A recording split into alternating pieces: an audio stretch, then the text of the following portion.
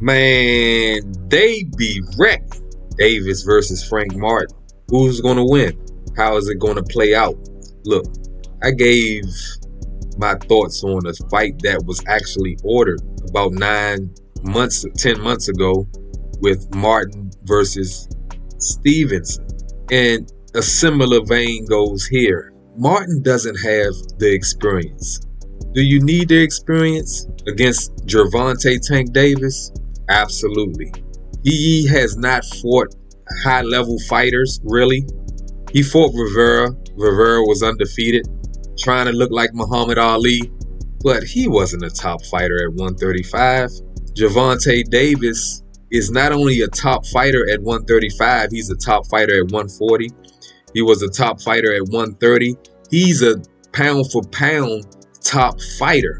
And right now, as it stands today, that I can think of off the top of my head, the only fighter out there that is consistently knocking people out, ending the fight with one punch. Yeah, Deontay Wilder used to be that dude. He's not that anymore. Gervonta Davis is that dude.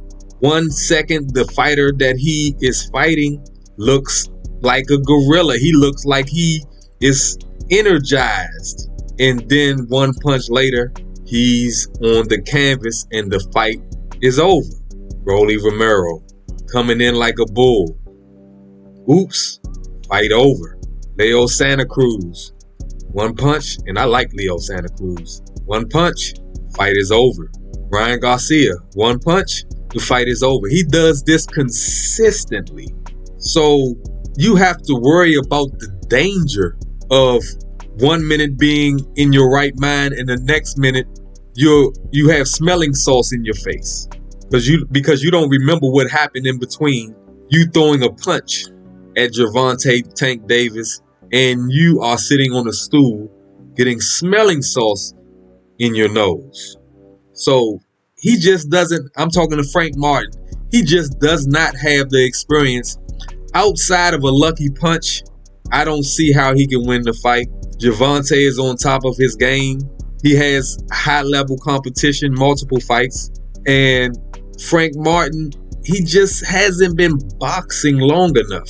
I got it being a late round stoppage, 8th or 9th round. You probably can put your bread on that one. It's not going the distance. I don't think it's going the distance. The reason why, Pitbull Cruz is a pit bull, no question.